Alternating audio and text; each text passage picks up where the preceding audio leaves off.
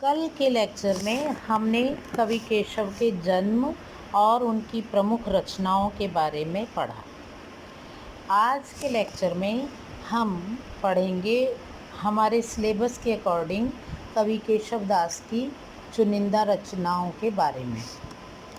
पाठ्यक्रम के अनुसार कवि केशव दास की जिन शीर्षकों का समावेश इस पाठ के अंतर्गत किया है उन शीर्षकों का नाम है गणेश वंदना, सरस्वती वंदना, राम वंदना, अवधपुरी शोभा वर्णन, सीता स्वयंवर, परशुराम संवाद, भरत केकई संवाद, लक्ष्मण क्रोध, पंचवटी वर्णन, सिया हरण, अशोक वाटिका में रावण सीता, सीता विरह में राम दशा, रावण हनुमान संवाद, लंका दहन, अंगद रावण संवाद, सीता की अग्नि परीक्षा और राम राज्य शीर्षक समाहित किए गए हैं। तो इस तरह से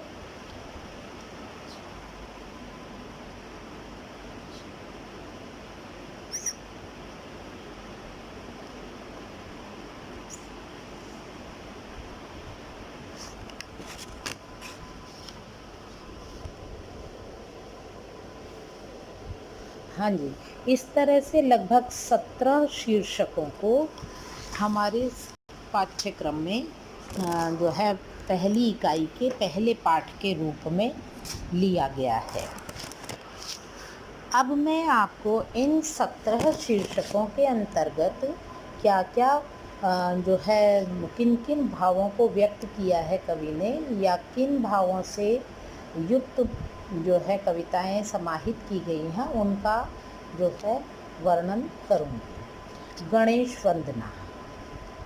गणेश वंदना शीर्षक के अंतर्गत कवि का मानना है कि कार्य प्रारंभ में गणेश वंदना मंगलकारी और कल्याणकारी होती है, अतः सभी मनुष्य और देवता गणेश जी के का स्मरण सर्वप्रथम करते हैं।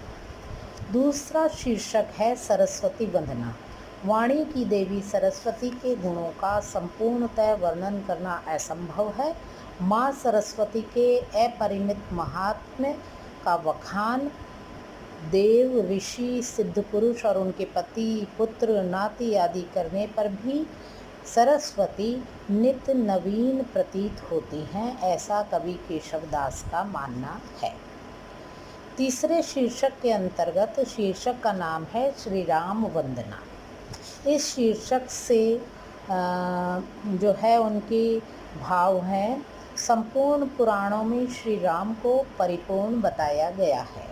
वे सभी के मुक्तिदाता हैं, अतः केशवदास भी सदैव उनके नाम का स्मरण करते रहते हैं।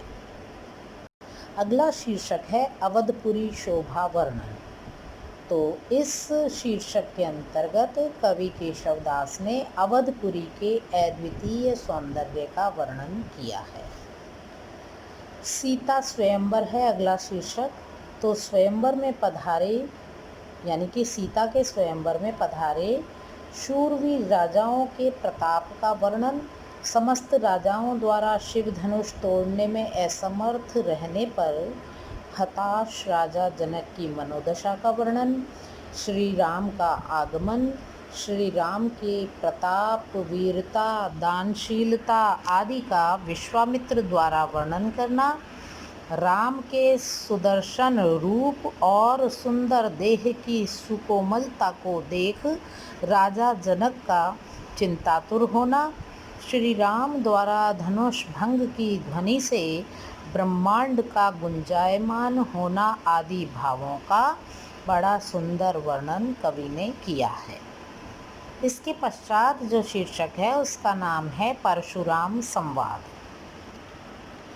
शिव के धनुष को भंग हुआ जानकर कुपित हो परशुराम का सभा में प्रवेश करना, क्रोध में कठोर प्रतिज्ञा करना, राम को देख क्रोधवश उनके पास जाना, श्री राम के सुकोमल एवं सुदर्शन तेजस्वी मुख को देखकर एक पल को विमोहित होना, राम द्वारा कुपित परशुराम के दर्शन कर अति विनम्र निवेदन एवं होनी ही बलवान है, उसके प्रताप से वज्र का तिनका व तिनके का वज्र समान शक्तिशाली होना संभव है।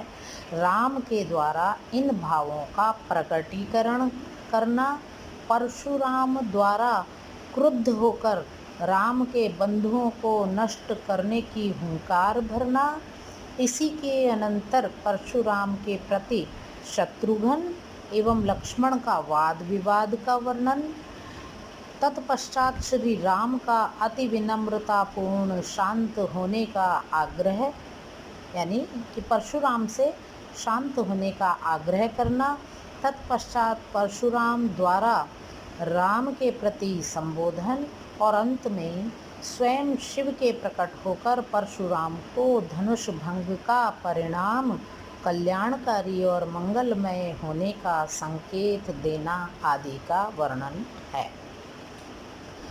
इसके पश्चात जो है शीर्षक आता है वन में राम।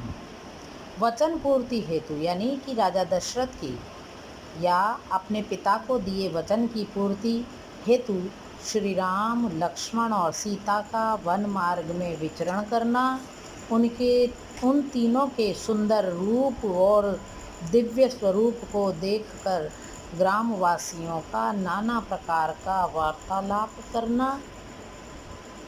वार्तालाप आदि का चित्रण करना, वन में राम के शीर्षक में समाहित किया गया है। आज के लिए मेरी समझ में इतना काफ़ी होगा। भरत के कई संवाद से अगला लेक्चर हम शुरू करेंगे। उम्मीद है आपको ये समझ आ रहा होगा। जहाँ भी समझ ना आए आप प्रश्न पूछने के लिए स्वतंत्र हैं।